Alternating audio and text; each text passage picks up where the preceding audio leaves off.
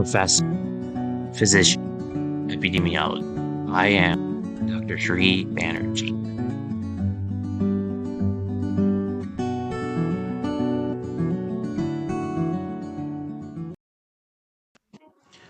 Hello, I'm Dr. Sri Banerjee, core faculty for the College of Health Sciences and Public Policy at Walden University. And in this video, I'm going to go over explaining how food access, disparate food access, affects communities within the United States. And specifically, what I'm going to show you here is how you can use the power of mapping to better understand access to healthy foods. This is a topic that is extremely important to understand, not only when you're understanding and learning first about social epidemiology, social determinants of health, but also within the context of understanding disease-specific social conditions. As I'm explaining some of these scenarios, I'm going to provide you with social considerations when you're thinking about access to healthy food areas. So let me get started by honing in and zooming in very literally into Atlanta. And I'm gonna take some time to briefly just go over what's going on in each of these cities. So if you look in the southern part of Atlanta, there's a lot of light blue, which means that access to healthy foods are much less in the southern part of the city of metropolitan Atlanta than it is in the northern part. Over here, somewhere in here is DeKalb and Fulton County, which is kind of in between, falls in between. So, what are some things when you're thinking about city level food access to healthy areas? What are some things, disease conditions that you can be thinking about? If you're thinking about diabetes, where there's a special diet that is needed in order to ensure that high carbohydrates are prevented, carbohydrates are limited in intake when you're thinking about diabetes, because your body has such a difficult time processing these, whether it's a hindrance in the production of insulin by your pancreas, or your pancreas may be making enough insulin, but certain receptors, specifically the GLUT4 receptors, are not quite functioning properly. So the glucose is not quite entering the cells. So I've already taken a disease condition. See what I've done is and breaking this apart and broken this apart, not only providing you with physiological linkages, but also societal level conditions that you have to be thinking about. And so when you're thinking about diabetes, you automatically have to be thinking about high blood pressure as well. Because as it turns out, glucose, the excess levels of glucose, actually allows for more atheromatous plaques to be built, and then that creates blockages and potential development of cardiovascular disease.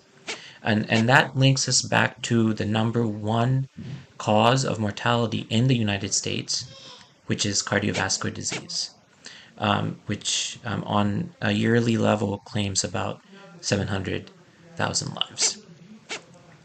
So now thinking about looking at Colombia, if you look at some of the same patterns that we talked about in Atlanta, there are similar patterns in Colombia.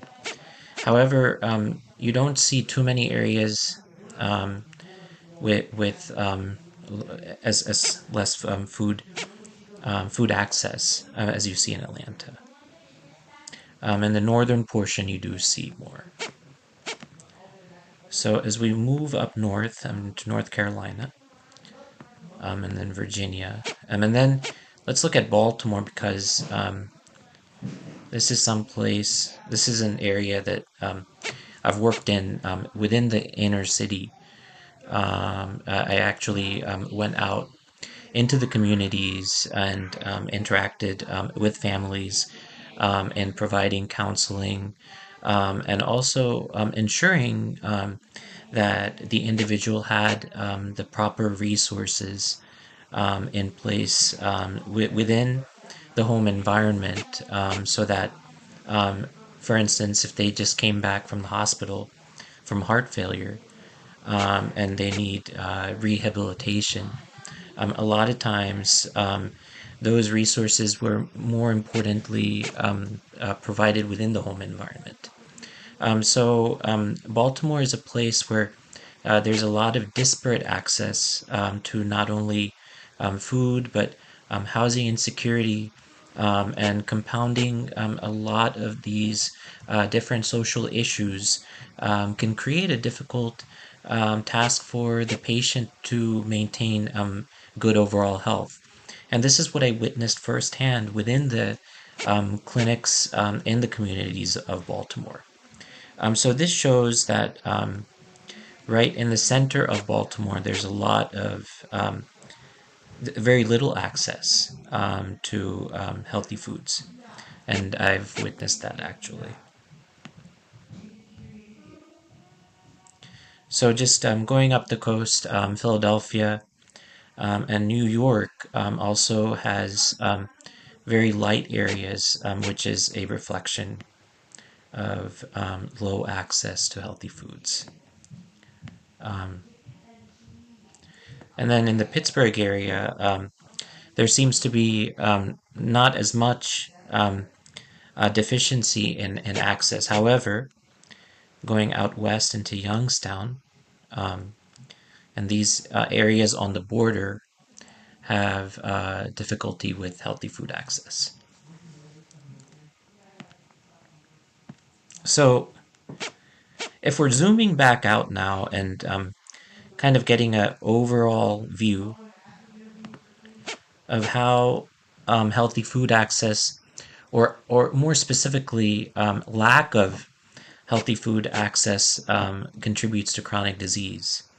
If you think about not having access to healthy foods and vegetables, healthy fruits and vegetables, this would lead to lack of nutrients, lack of vitamins, and development of the chronic diseases that affect the overall population.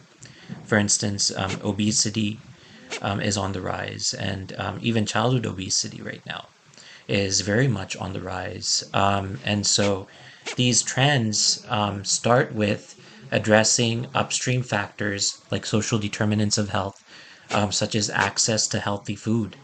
And this is something that needs to be brought to the forefront and needs to be studied by more sociologists, more researchers, more public health practitioners, and nurses and healthcare professionals all over to try to better understand and address the social determinants, not only social determinants of health, but also I would argue social determinants of learning, because in an empty stomach you can't learn. And just project that on a population level, people need access to healthy food. Thank you for listening.